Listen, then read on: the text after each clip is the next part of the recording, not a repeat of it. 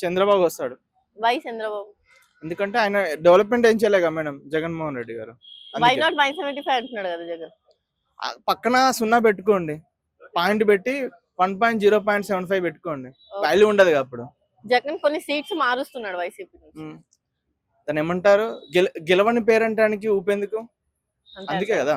రోజు ఏమన్నా డెవలప్ చేసి జబర్దస్త్ బంద్ చేసింది, ఇప్పుడు 25/7 మనకి ఇస్తుంది ఎంటర్టైన్మెంట్, చాలు కదా. అంతకు మించి ఎందుకు డెవలప్మెంట్ మనకి? జనసేన టీడీపీ పొత్తులో వస్తుంది కదా, దానిపైన మీ ఒపీనియన్? గెలుస్తుందని నేను అనుకుంటున్నాను, నా ఒపీనియన్ బట్టి. సీఎం చైర్లో ఎవరు కూర్చుంటారు?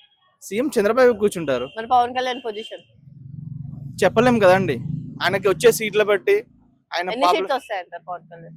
అంటే ఎన్ని పోటీ చేస్తాడో దాన్ని బట్టి చెప్పగలం. మీరే 54 సీట్స్ ఇస్తామని అన్నారు, మరి దాంట్లో అయితే 30+ రావచ్చు. 30+ రావచ్చు. వస్తే ఎలా ఉంటది? ఏపీ డెవలప్ అవుతుందా, లేకపోతే మేబీ మినీ సింగపూర్ అవ్వచ్చు ఏపీ. అంటే ఇప్పుడు జగన్ దాంట్లో ఏమి చేంజెస్ లేవా? మీరే చెప్పాలి అది యాజ్ ఏ రివ్యూవర్ గా. Okay okay. ఇప్పుడు చంద్రబాబు అరెస్ట్ అయ్యాడు కదా, ఓకే. సో జగన్ కక్షపూరితగా రాజకీయం చేసి జగన్ అరెస్ట్ చేశారన్నారు కదా. చంద్రబాబు సీఎం అయితే జగన్ కూడా వెళ్తాడు అండి. మళ్ళీ జగన్ ఆల్రెడీ వెళ్ళొచ్చాడు కదా జగన్. అందుకే మళ్ళీ ఒకసారి రిటర్న్ గిఫ్ట్ ఇద్దాం. జగనే వస్తే ఏపీ పరిస్థితి ఏంటి?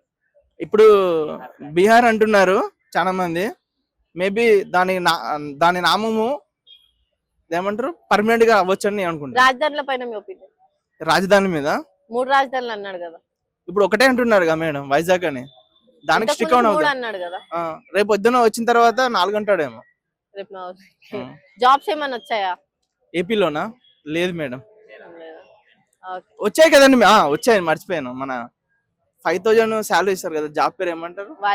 వాలంటీర్ జాబ్ ఇచ్చాడు కదా. అవి కూడా కొంతమందికి శాలరీస్ రావట్లేదు అంటున్నారు. దాని మీద మనం ఒక దీక్ష చేద్దాం, ఆమరణ దీక్ష.